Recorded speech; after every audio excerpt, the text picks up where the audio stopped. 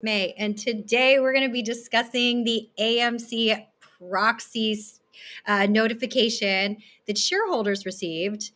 And I have to apologize for not doing too many videos. I have been recovering from COVID. I've had long COVID for the last month.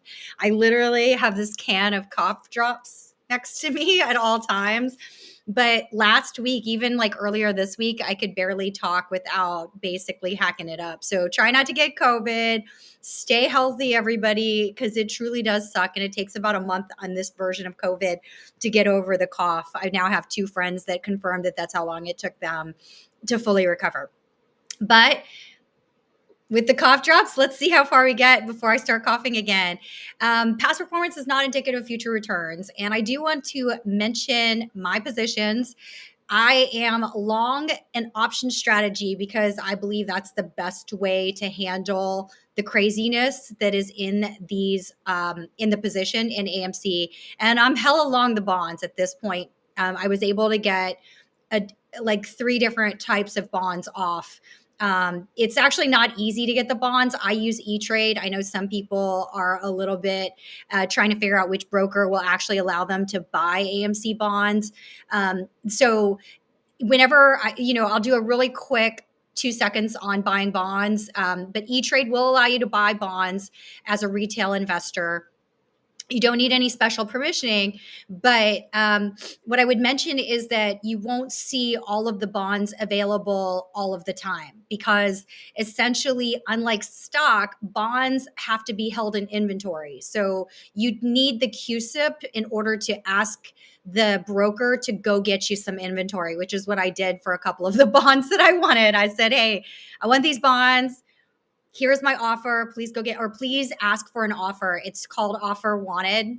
You can also do bid wanted if you're selling. Anyways, we're not going to get into bonds in this. And if you guys do want that at some point, just stick it in the comments because I definitely watch that, and definitely turn on the comments because I do try to watch them at different points. I'll go and focus out of them. Now, because I only own the bonds, the options, it turns out, just so you know, I don't believe I'm qualified or able to go to the meeting. In order to go to the meeting, since I'm not a shareholder, I'm an options holder. I own the stock through the options and I own the bonds. But because I'm not an actual physical shareholder on the shareholder of record date, I'm not eligible to attend unless someone gives me their proxy. Now, right now, I don't have any plans to be in Kansas City, but I guess if I did decide to go, hopefully, knock on wood, someone would give me the pleasure of being their proxy to attend in their place. But all shareholders should go to the meeting if they feel like they want to. It is in Kansas City, and all of that is in the proxy statement. Now,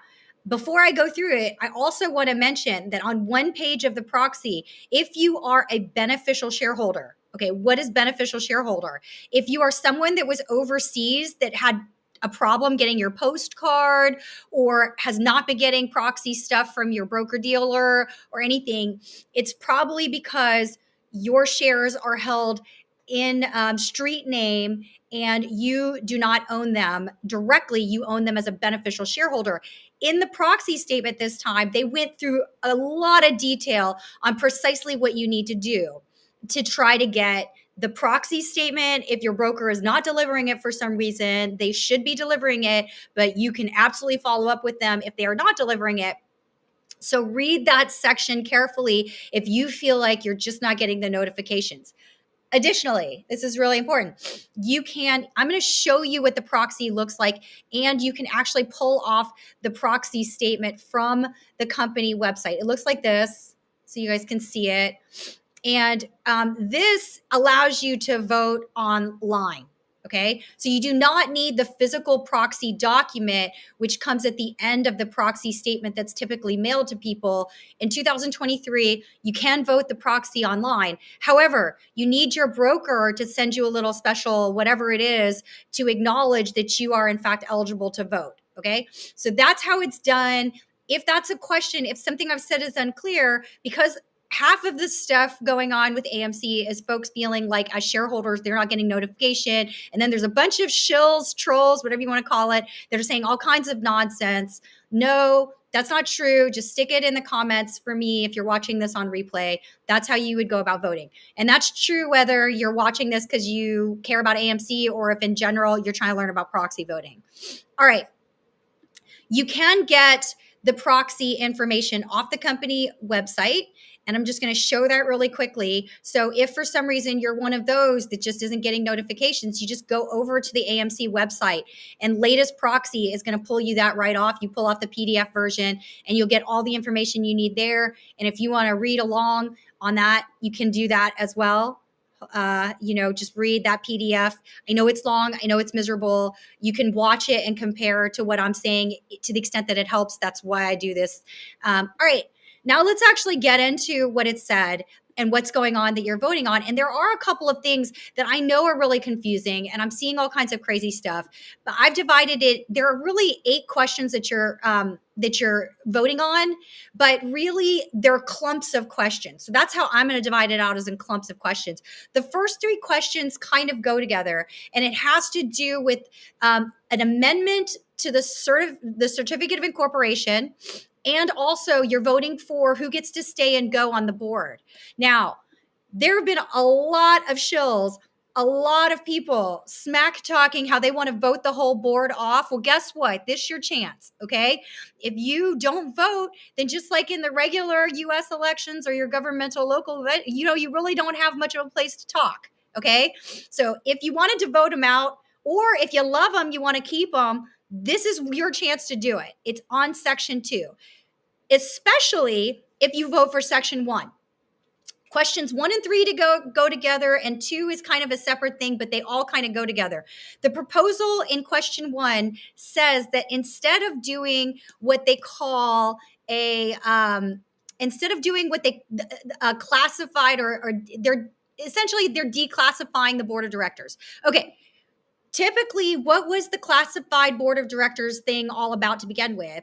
It's essentially when you have a classified board of directors, then only a few directors come up for approval every year. The new way to do it is for everybody to come up for approval every single year. And so if shareholder vote 1 goes through, then they're going to do it like that, which is what question 2 was. If shareholder vote 1 does not go through, then question 3 is how they're going to do it. And that's the difference. That's all these 3 go together. And this is really common. My co-op is incorporated here in New York, and they do it in a classified manner, meaning all the board members do not come up at the same time. The new common practice is to do it where everybody comes up every year. So if you get really ticked off at one person, you can vote them out as shareholders. Okay. So look very carefully at that.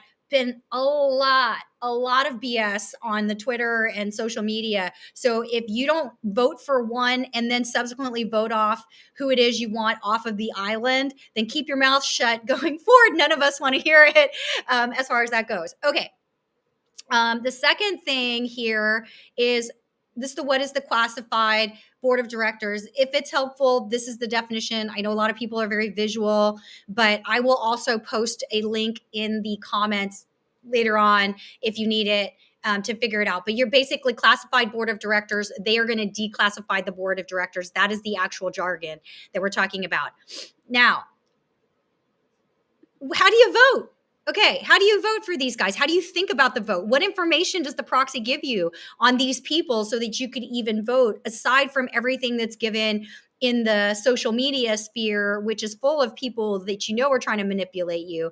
Okay, I want to highlight this for you because I don't think people realize that all this information is not somebody sneaky in the background, but is actually disclosed fully in the proxy statement as well as in the 10K as well.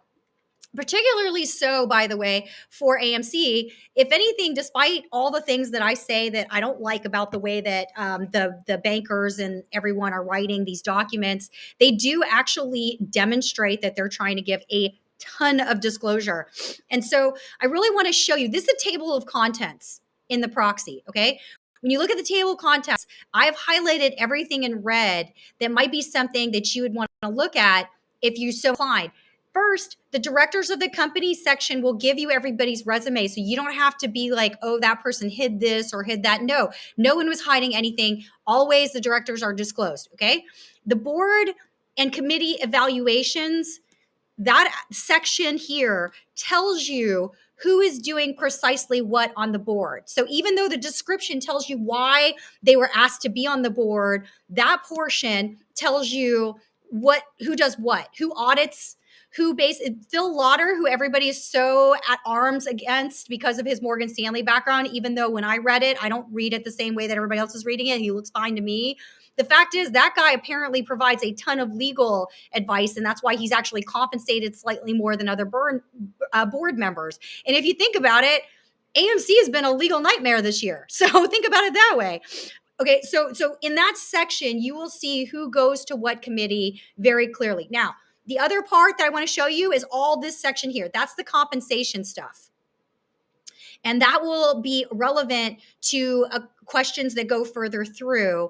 There is a question, I think it's question 7 or something like that. So we'll go through that further. But if you wanted to understand compensation for 2022, it's going to be in that section, and it's going to talk about everything that everybody's talking about. Now, I'm going to actually go through some of that because I keep seeing absolute nonsensicalness on Twitter, so I can only imagine what other people are seeing elsewhere. So I'll show you what I saw that's the highlights, and then I'm not going to go through. I might do a separate video just on compensation, since that seems to be a thing that people care about. Okay. Now, some of this I do want to highlight about compensation, okay? There's a couple of things. The first thing that I want to highlight is this whole 25 million everybody keeps pulling out. And the reality is that's not what he was paid, okay? He was paid a base salary plus a bonus. The bonus is all in shares. And the shares have the ability to trade up and down, but they're not fully vested. So he can't sell them. And even if he was to sell them, he'd have to file with the board that would allow him to sell it. So it's not as straightforward. It's just like, oh, I got my stock. Aren't I baller at this point? Usually CEOs will not be allowed to sell for a very long time. And additionally, even after they are ousted, there's still certain provisions that disallow them from doing certain types of sales. Okay.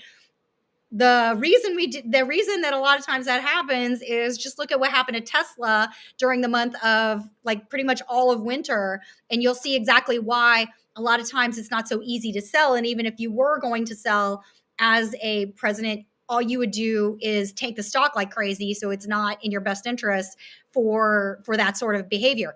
These graphs, though, I want to walk through, because I'm pretty darn sure that people didn't understand these graphs and why they put them there, even though best intentions, okay? These graphs are actually trying to show, the red thing shows this thing called PEO cap. What is PEO cap? PEO cap is principal executive officer compensation actually paid, okay? So essentially, the PEO cap shows that they gave him the shares and the money, and then immediately the stock tanked, as we all know, in the activities that were the last part of last year. And so this is the actual givesy backsy of the stock. So the compensation in 2022 starts out negative, since these guys are primarily paid in shares, and that negative far exceeds anything that they were paid in cash money. Okay. That's what these charts are trying to show. And at the same time, the line that's shown are essentially AMC total return to shareholders. So total shareholder return usually is any increase in the value of the equity price. It's been not fun for any of us, quite frankly. And so that's what the black line shows, okay? In the top one. The two others are the two other metrics that are in the compensation notes that matter, okay? And that is going to be adjusted EBITDA, and that has been up. So that was the metric that allowed him to get paid in 2022. And there you go. And then net income improvements. This is, we all have feelings on that for sure. Let's just call it what it is. But technically, the loss was significantly greater 2022 or 2020 to 2022. And so this is what they're showing in these charts, is that despite progress from the lows of COVID, you are getting a very different compensation structure. Okay, listen, when it comes down to it, I got feelings too. I think that I personally do think that this is kind of an aggressive compensation that's going on for the board. But according to the proxy, when they polled different large investors, the large investors didn't care so much about that as they did about things like board composition and actually getting some of the bylaws that are being voted on this quarter, such as this annual vote off of the board members, stuff like that. They wanted to focus on that if they had their say. So that's why it looks the way it looks. Okay. Now, this is other stuff that you'll find. So you'll find the base salary of every single board member. You'll find the metrics that they use for compensation. You'll find who's on each compensation committee, because actually the board within the board has its own compensation committee. And then there was a big notice about the CFO, because in this environment, and like I said, this is a turnaround. It's very hard to find great turnaround executives. And if you don't compensate them, they will in fact leave, because right now, with all of this crazy economic stuff going on, the demand for turnaround CFOs is really high. So they actually did have to increase the CFO salary preemptively to avoid people just poaching him outright. And that's discussed in the proxy. So take a look. The one thing that I did not find adequately disclosed for me is next year's compensation. They gave you the milestones. They gave you, let me show you. They gave you that these were the metrics that they cared about. Where did I put it? Where did I put it? Okay, they gave you that these were the metrics they cared about, adjusted EBITDA and free cash flow. They did not tell you precisely what the targets were. And so we will get to that when we get to the other items on this, I promise. So please continue to listen to me on this. But yeah, so let's go to the other parts that aren't compensation related and just bang them out so we can move to the things that I know y'all care about. Item 3. A proposal to amend the company's third amendment to eliminate the prohibition against stockholders acting by written consent. And then number 4, the certificate of incorporation, remove the limitation on stockholders' ability to call special meetings. Okay, what is that? What is that? Those I would mostly, look, you do you, but those are mostly a yes for me. And I'm going to explain why they're a yes for me and what they actually mean, okay? Juicy, you're so funny. Every time I say EBITDA, that's like your favorite word. But in fairness, I totally agree with you. It does kind of remind me of Scooby-Doo. Okay, so let's talk about what do these things mean? What does it mean to eliminate the prohibition against stockholders acting by written consent? Okay, this was in the proxy. Oh, I'm so sorry I didn't put page numbers on here, but I'll try to add it as a note when I revise the notes part of this video. Okay. But this is the part in the proxy that talks about it. Originally, stockholders were not allowed to just act by written consent, meaning if you wanted to like buy out the company, if the company wanted to sell itself, if the company wanted to do any number of big corporate actions, you'd have to call an annual meeting in order for that to be done. And this historically was done like in the 80s, very commonly if you look at Wall Street, because some dude would roll up in the middle of the session and start doing like before the shareholder meeting and start trying to buy your company out from underneath you. But and then at the shareholder meeting, you do like this big thing and already have everyone involved because he was doing something in the background with shareholders that he shouldn't have been doing. That's what that is all about. Okay. So that's why the provision was there. However, in 2023, what it's done in a period of COVID is it's made it really, really painful to just do things like let's say AMC wanted to sell itself to Amazon, as a lot of you guys keep saying. May is not saying that's going to happen, okay? But in order to actually do that, if you still had that provision, you'd have to call a shareholder meeting and do this whole rigmarole versus just doing something online or through some other method. That's why they want to get rid of it, is because if they want to, sell off something that would require a vote, or if they wanted to be bought by someone that required a vote, they wouldn't be able to do it. So I actually think that provision is fine to be gonzo in 2023, but you should vote whatever you think, because if you think hostile takeovers are still the biggest problem, then knock yourself out and vote no to that. Okay, the other thing, the second one, what does it mean remove the limitation on stockholders' ability to call special meetings. That's the other side of it. Okay, so if you look at the actual verbiage, it would have been preferred. So the other side of it also entails like, hey, we're going to let people call special meetings, but how many shares can just anyone do it? Like if one of the shareholders from the litigation on the ape litigation who had like 6 shares, are they allowed to call a special meeting? The answer is no. They're not allowed to call a special meeting. You need at least 20% of the voting power in order to call a special meeting. So let's say the retail brokers wanted to get together and call a special meeting for a very special purpose, then technically, if you through social media could get 20% of the shareholders to agree that that is why they would want to meet, then you could do it. So, for example, those of you that follow me on Twitter know that I am completely over it as far as Citibank goes. And I would love to see them never be the banker for AMC ever again, because they do, first of all, they have a short position in us and in AMC. And second of all, they keep putting out stupid reports instead of just staying restricted on the stock despite all the banking business. Okay, well, if I could rally together, like if I bought a share, whatever, right now I'm not a shareholder, I'm an options holder and a bond holder, but let's say I was an equity holder, if I got 20% of the shareholders together, or alternatively, if I acted as proxy for 20% of the shareholders and went on a social media campaign to be like, no, we need to have a special meeting to never have Citibank be our banker again, that's how I would do it. Okay, so that's what this is about. It gives retail investors the ability to do that, whereas before you would have had to be a different sort of situation, or you would have to bring it up at the annual meeting. That's what that provision is all about. Okay, hopefully that clarifies. So for both of those, to me, those two items, hold on, let me share it again.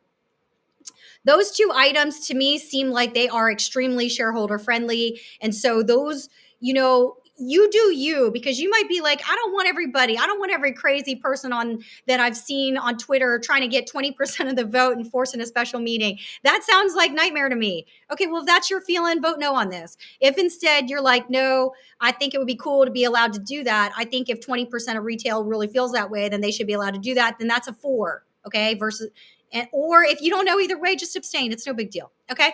All right. So that's what those are. Now let's go on to the next one. Let's go to the next one, which is item 5. Okay.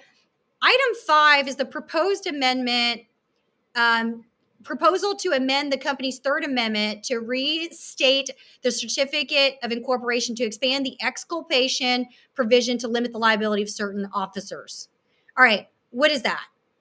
The exculpation thing, I will actually set a link so you can read it very carefully.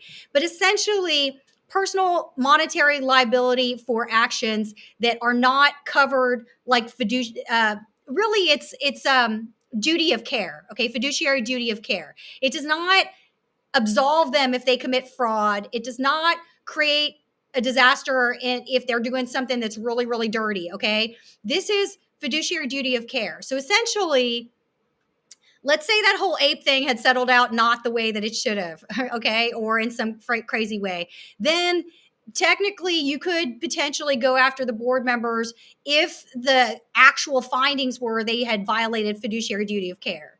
Now, I don't care which way you vote on this. Personally, I would probably tend to either abstain or vote against personally, and that's despite the fact that I have full respect and I still believe they're doing what they should be doing. Now, what would make me probably concede is if they would get rid of Citibank as the banker, because there's some massive, in my opinion, conflicts of interest there from what I'm seeing thus far. Out of every crazy thing that y'all had me look into to see if it was true, false, or otherwise, or whether some wrongdoing was happening, the only one that looks a little bit slim shady to me is the Citibank being the banker, despite the fact they keep doing this stupid stuff on the equity side of their business. Now, technically, there should be a Chinese wall, what they call a Chinese wall, which I think is a little racist, but it's fine. That's what it's called. It is what it is. But there should be a wall between the banking division and the equities division. Should be, right? A lot of broker dealers, what they'll do is they'll just restrict any stock for which they are doing banking business. Goldman Sachs does that. Okay. I'm just going to tell you that. And unless that's changed since I was there, and I was there a long time ago. So it's been almost 20 years since I've been there. Right. But back in the day, if there was any banking business done, they would just restrict that stock. You'd get no research from it whatsoever. Just be quiet. That's what's going on. Now, Citibank not only clearly doesn't do that, okay, because we're clearly always doing banking business with them in different ways.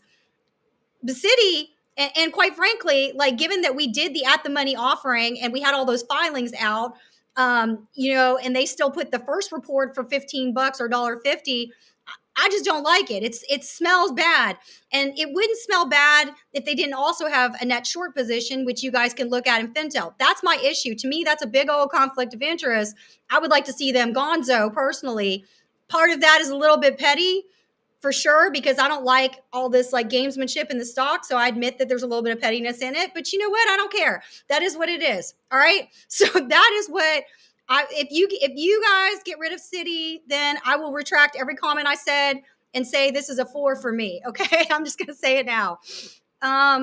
Sorry, Citibank, but y'all know what you're doing. Okay, say on pay. This is item 7. Item 7, say on pay, is this whole thing where originally when they were talking to investors, they were talking about, hey, seems like a lot of you are upset with the compensation thing. Is that where it is?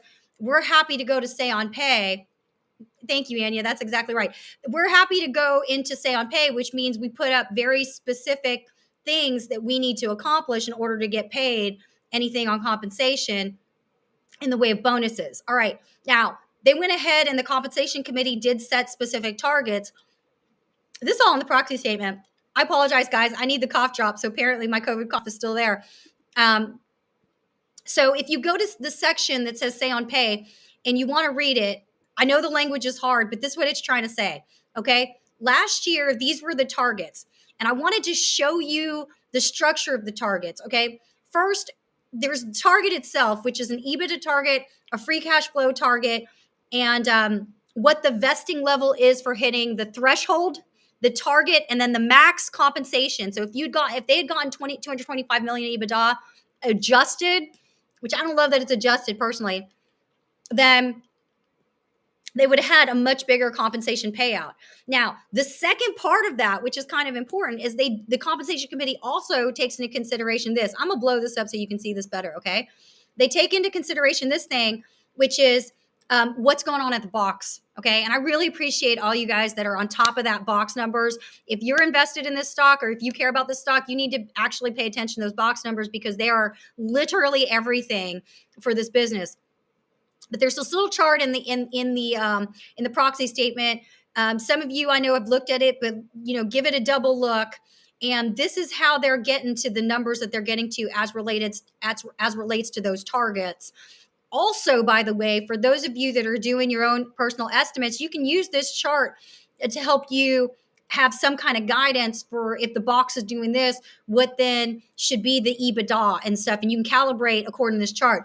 But this chart is in there for 2022. Now, in fairness, the business has changed only a touch, okay? So this should be approximately the same for 2023 as well if you're trying to figure out. And we are probably going to be just slightly under this 11 billion box. Now, those of you that are still learning to think about this business, 11.4 was the number that the box office showed in 2019 before COVID. Okay, so 11 billion would be really aggressive because the first quarter wasn't that strong. Now, we've had 2 strong quarters, so we're about to find out. And some folks, not me, tend to track this like a hawk, so you can go find them. Some of them are even in the comments, but y'all, yeah. So check that out.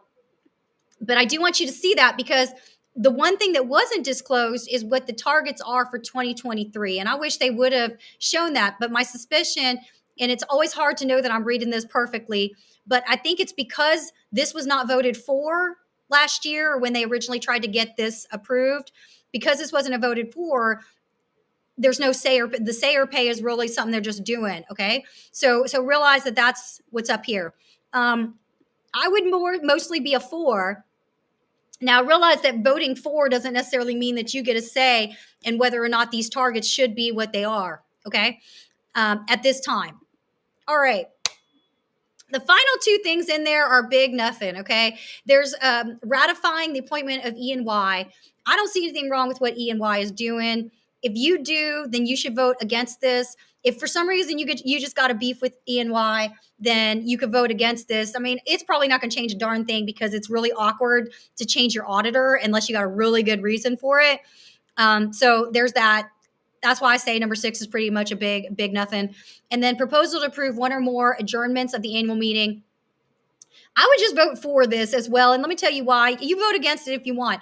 But what this is basically if you get a bunch of votes that do not actually solve the problem of answering all these questions on the proxy, the last vote, if that at least gets the majority of votes, they can keep trying to get people to vote.